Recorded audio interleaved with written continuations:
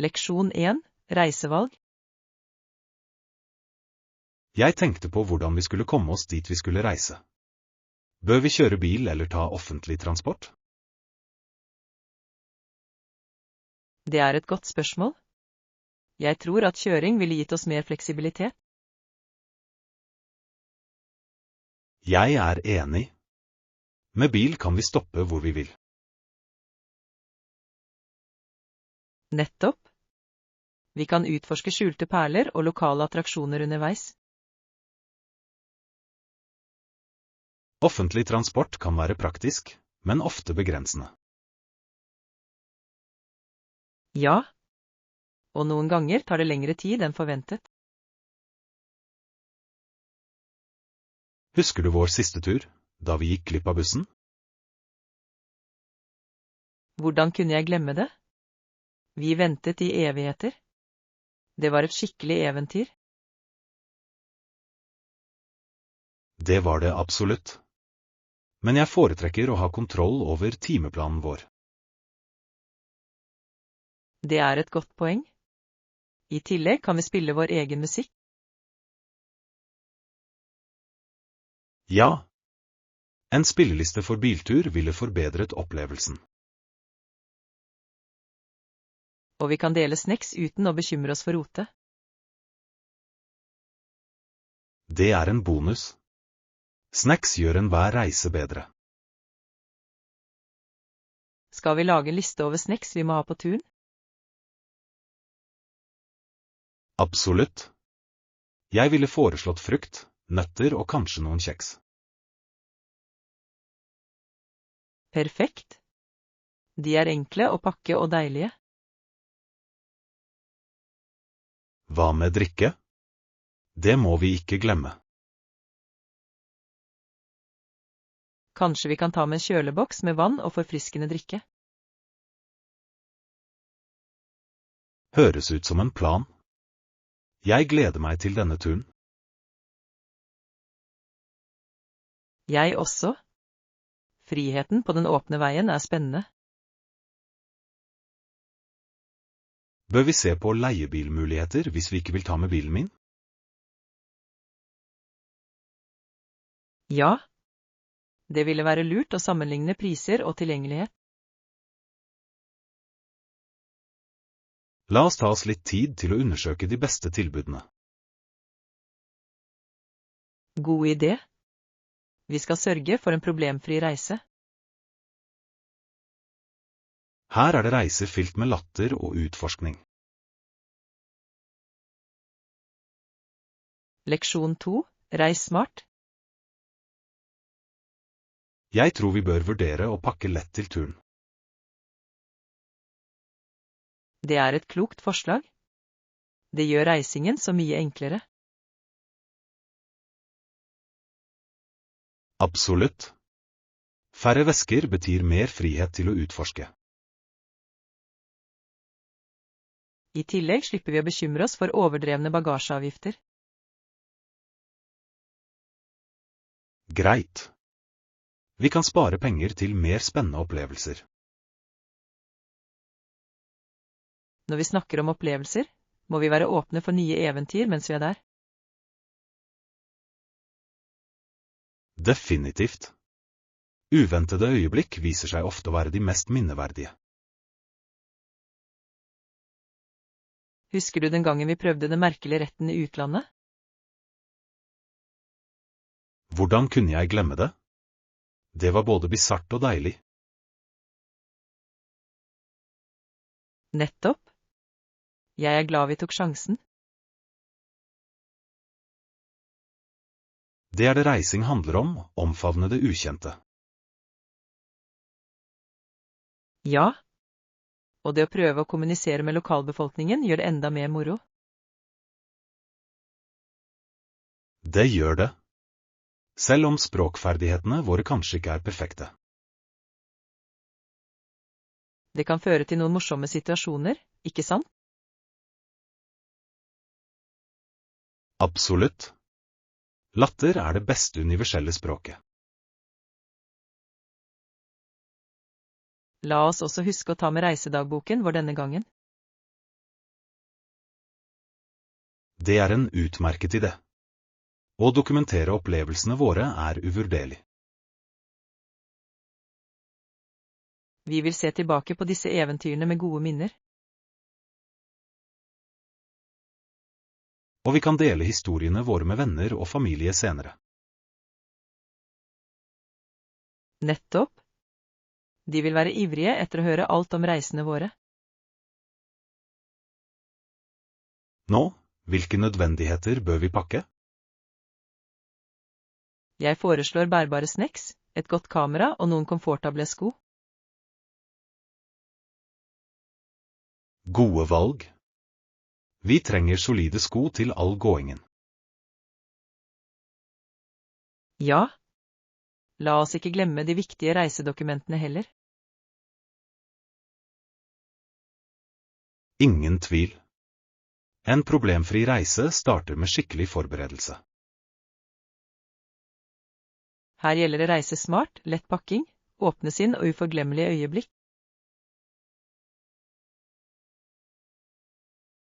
Skål for det.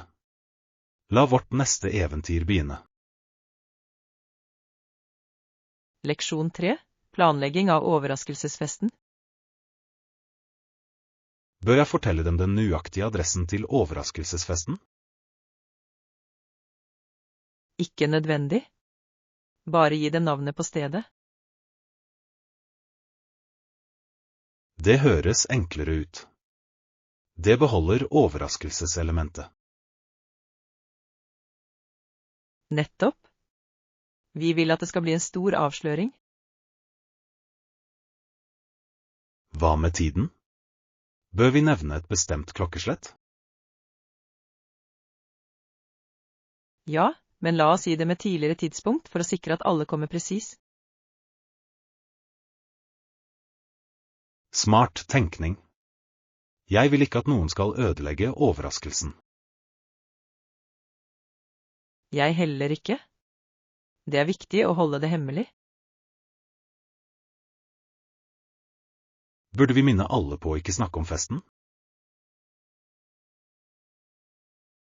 Definitivt. En liten påminnelse ville være lurt. Kanskje jeg kan sende en gruppemelding. Det ville fungert. Bare hold det lett og morsomt. Hva med dekorasjoner?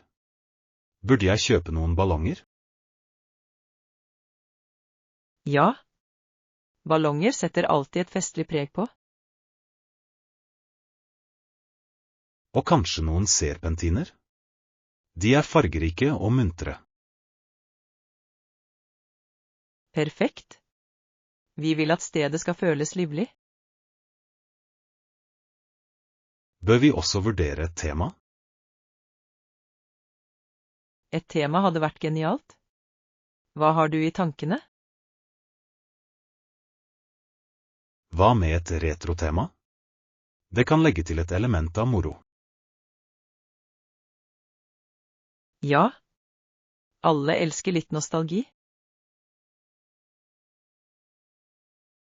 Jeg kan allerede se for meg kostymene.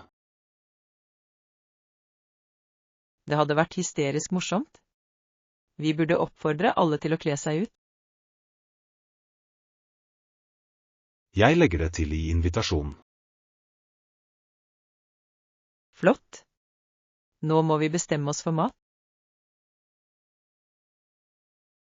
Pizza er alltid populært. Er du enig? Ja. Og kanskje en kake til feiringen? Absolutt. En temakake hadde vært et fint tillegg. Det skal jeg ordne. Jeg kjenner en fantastisk baker. Perfekt. Det ser ut til at vi gjør store fremskritt. Ja. Denne overraskelsesfesten blir uforglemmelig. Her er det en fantastisk feiring fylt med moro. Leksjon 4. Egypts underverker. Det var virkelig imponerende å se de enorme pyramidene. Jeg kunne ikke vært mer enig. Det var surrealistisk å stå foran dem. Omfanget av disse strukturene er hinsides fantasi. Ja, jeg følte meg så liten da jeg så på dem. Det var ydmykende. Og de intrikate utskjæringene på veggene. De fortalte så rike historier. Absolutt.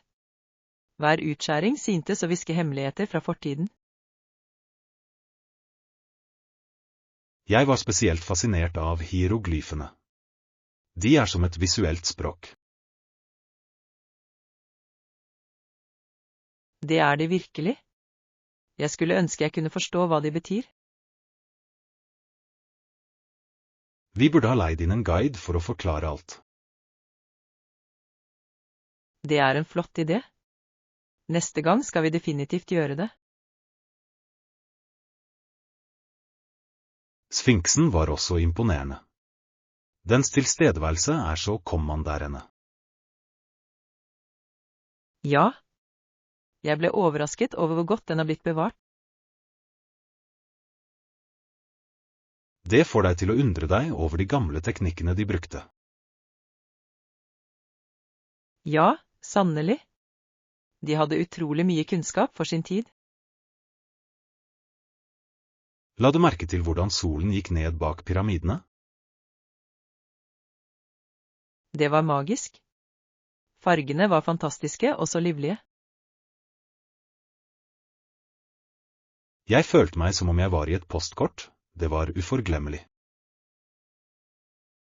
Bør vi planlegge en ny tur for å utforske mer av Egypt? Jeg synes det er en strålende idé. Det er så mye igjen å se. Kanskje vi kan besøke Luxor neste gang? Templene er fantastiske. Ja. Og vi kunne ta en tur med varmluftsballong over dalen. Det hadde vært en drøm. Tenk deg utsikten ovenfra. Jeg gleder meg allerede. Her er ventet flere ærefryktinngytende eventyr og oppdagelser. Absolutt. Reising åpner sinn og hjerte våre. Leksjon 5. Partnerskapsavtaler. La oss diskutere partnerskapsavtalen vår. Det er viktig å avklare alt. Jeg er enig. Hvilke vilkår bør vi inkludere for å beskytte våre interesser? Først må vi skissere hver partners roller og ansvar. Ja, det ville gi klarhet og bidra til å unngå forvirring senere. Hva med å bestemme seg for overskuddsdeling? Det er viktig. Absolutt. Vi burde bli enige om hvordan overskuddet skal fordeles. Hvilken prosentandel synes du er rettferdig for hver av oss? La oss se på bidragene vi gir. Det vil hjelpe. Godt poeng. I tillegg bør vi ta tak i beslutningsprosesser. Ja. Vi må finne ut hvordan vi skal ta viktige valg sammen.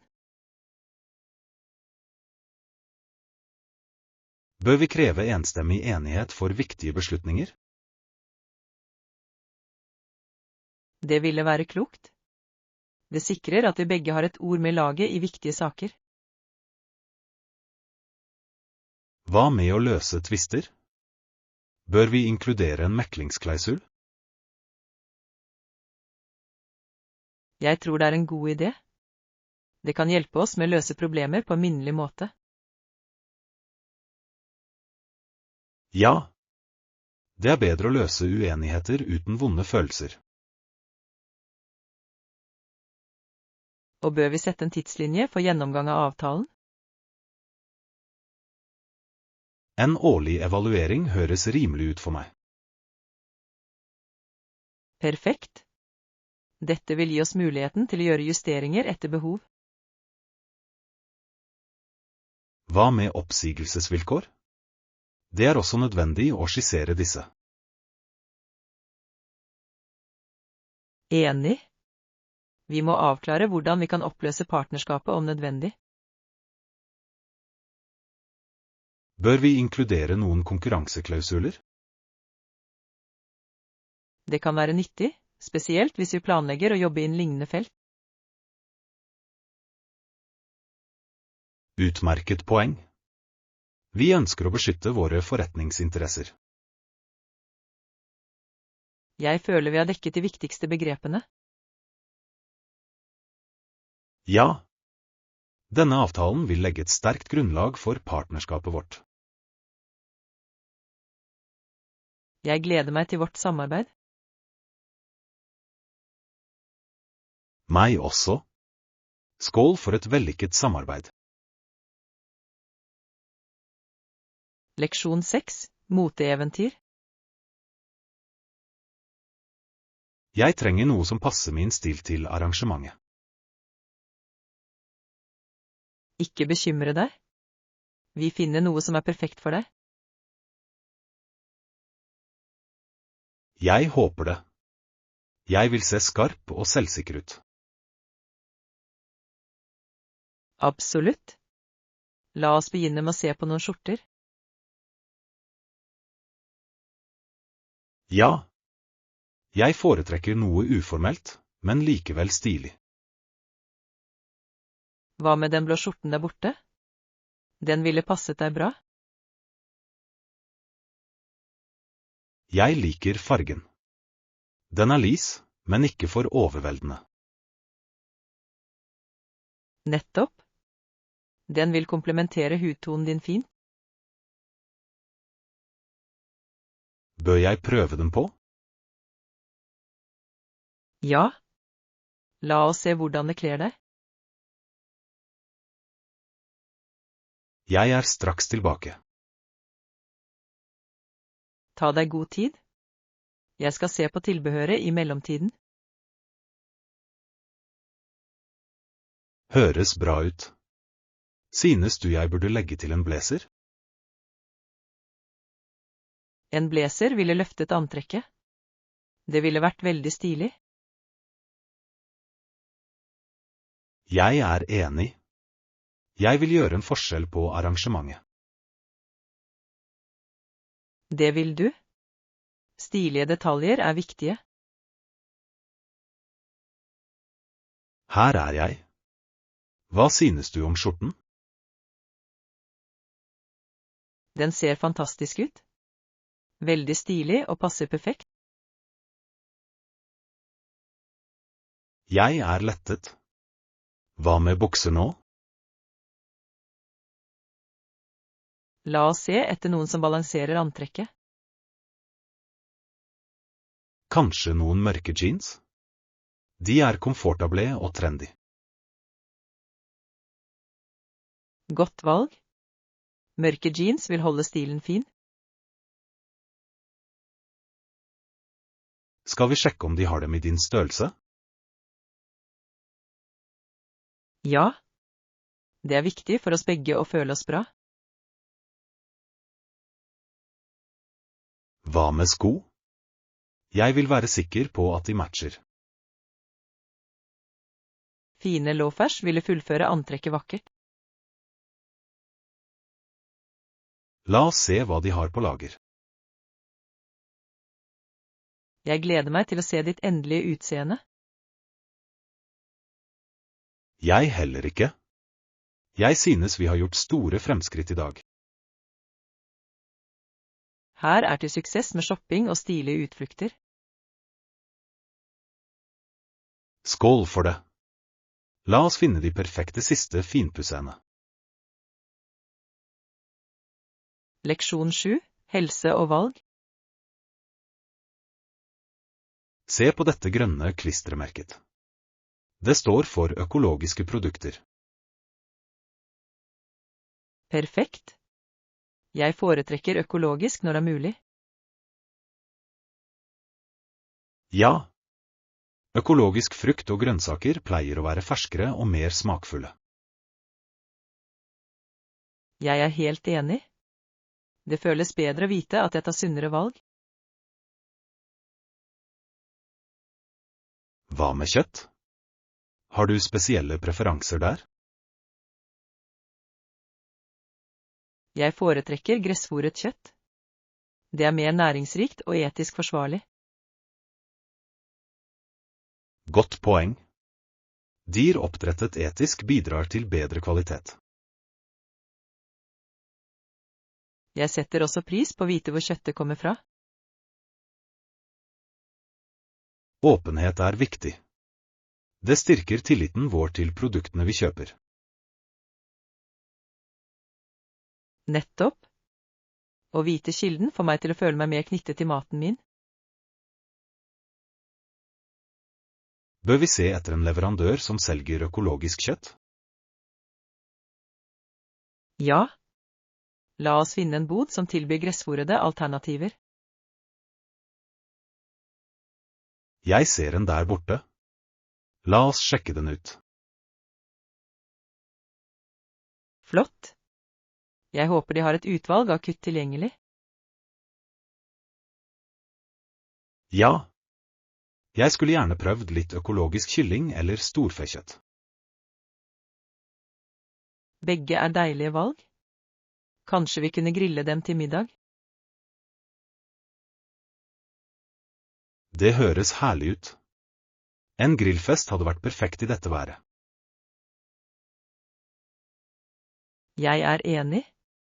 Og vi kan kombinere det med massevis av friske grønnsaker. En fargerik salat ville komplettere måltidet vakkert. Ja. Vi burde samle ingredienser til et deilig og sunt festmåltid. Her gjelder å ta bevisste valg på markedet i dag. Skål for det. La oss omfavne sunt kosthold sammen. La shoppingeventyret fortsette. Leksjon 8. Forberedelser til fotturer. Jeg legger disse punktene til sjekklisten min for turen. Flott idé. Det er viktig å være grundig forberedt. Jeg gleder meg veldig til denne turen. Landskapet skal visstnok være fantastisk. Ja. Jeg gleder meg til å se panoramautsikten fra toppen. Har du undersøkt hvilke stier vi bør ta? Det gjorde jeg. Det finnes et par alternativer, men jeg anbefaler det med fossefall. Fosser? Det høres fortryllende ut. Jeg er overbevist. Det tilfører definitivt et element av magi til eventyret vårt. Jeg pakker også med ekstra snacks. Fotturer gjør meg alltid sulten. Ja. Vi trenger nok energi til reisen. Hva synes du vi bør ta med? Jeg foreslår trailmix, frukt og kanskje noen smørbrød. Perfekt. Det høres både sunt og deilig ut. Jeg skal sørge for at vi har nok å drikke også. Hydrering er viktig. Ja. Jeg fyller opp vannflasken min før vi drar. Bør vi avtale et møtetidspunkt for turgruppen vår? Utmerket idé. Jo flere, jo bedre på stien. Ja. Jeg skal sende alle melding om planene våre. Jeg gleder meg til selskapet og eventyret. Jeg også. Det blir en minneverdig opplevelse for oss alle. Jeg kan bare se for meg at vi ler og nyter naturen. Nettopp. Og ta masse bilder for å fange disse øyeblikkene. Og, la oss ikke glemme å ta med kamera. Et must. Vi vil dokumentere turen vår og den vakre naturen. Jeg skal sørge for at den er fulladet og klar til bruk. Her er en vellykket fjelltur fylt med moro og utforskning. Skål for det. La eventyret begynne. Leksjon 9. Flyplasseventyr. Ja, den er rett her i håndbagasjen min. Jeg dobbeltsjekket før jeg dro. Det er flott. Jeg er alltid bekymret for at jeg kan glemme noe viktig. Jeg forstår. Er det lang kø ved innsjekkingsskranken? Det virker som en liten strek, men den beveger seg jevnt og trutt. Jeg håper vi ikke går glipp av flyreisen vår. Det går bra. Vi kom tidlig, akkurat som planlagt. Jeg foretrekker alltid å ha god tid. Jeg også. Det reduserer stress når man reiser. Pakket du snacks til flyturen? Selvfølgelig. Jeg pakket med meg noen nøtter og granolabarer. Utmerket. De vil holde oss energiske. Hva tok du med deg? Jeg har inkludert noen sjokoladegodter. Litt sødme er viktig. Det hørtes perfekt ut for reisen. Jeg er også klar for litt underholdning om bord. Og ja, jeg lastet ned noen filmer til flyturen. Godt tenkt. Hvilken sjanger valgte du? Jeg valgte en blanding, en komedie, en actionfilm og en romantisk film. Bra. Det burde underholde oss i timevis. Nettopp. I tillegg kan flyturen føles kortere med gode filmer. Hvor lang tid tar det før ombordstigningen begynner? Jeg tror det starter om omtrent 30 minutter. Perfekt. Burde vi finne porten vår snart? Ja. La oss sørge for at jeg er på rett sted. Etter det kan vi slappe av med snacks. Enig. En liten godbit før flyturen høres herlig ut. Her venter det gode reiser og spennende eventyr. Leksjon 10. Grunnleggende trening. Jeg tror det er viktig å legge inn tøyøvelser og nedkjøling ordentlig. Ja. Statiske tøyøvelser er flotte for det. De bidrar til å forbedre fleksibiliteten.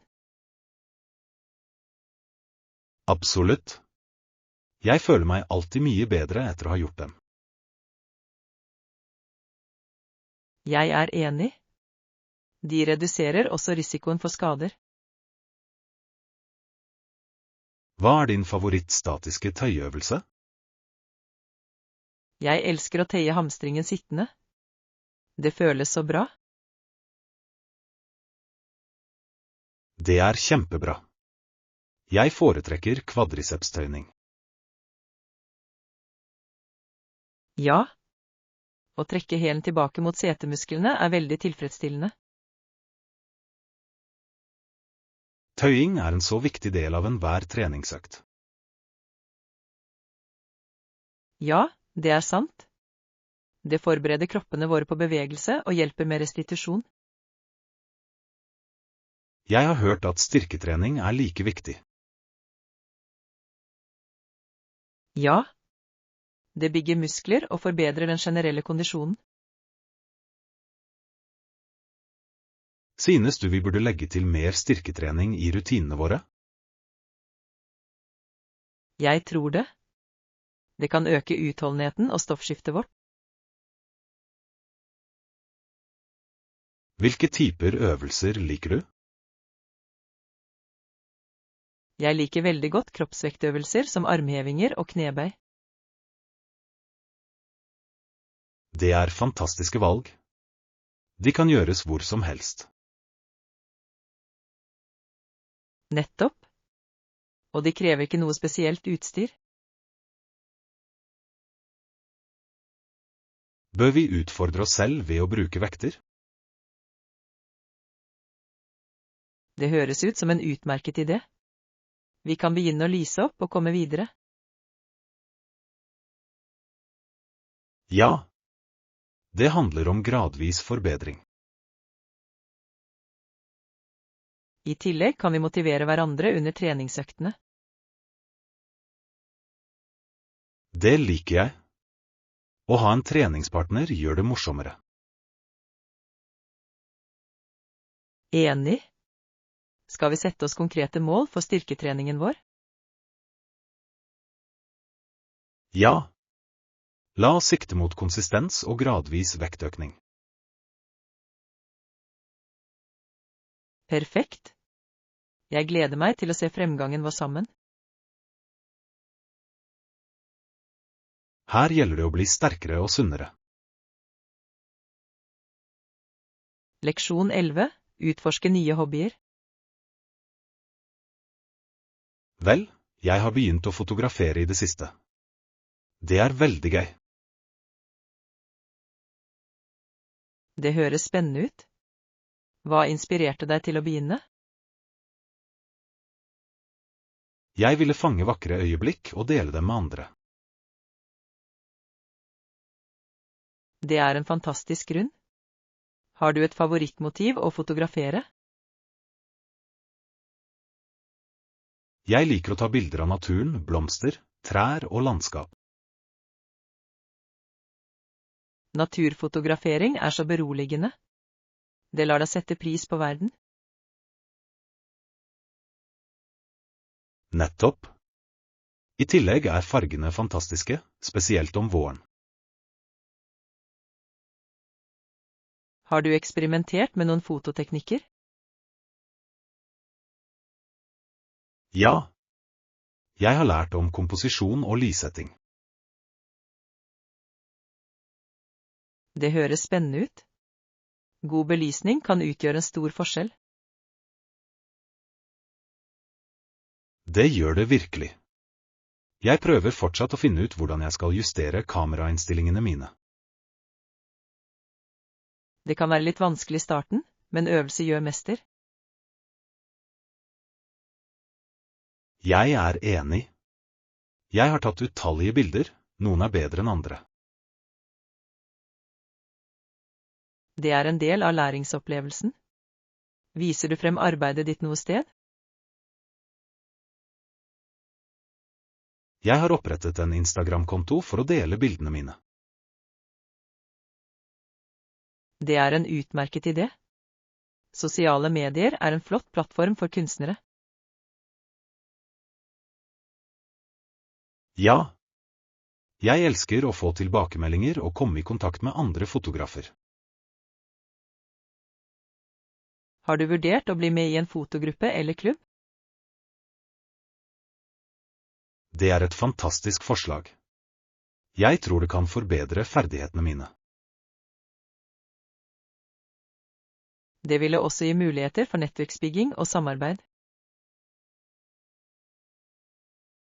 Jeg burde undersøke lokale klubber. Kanskje jeg kan bli med i en snart.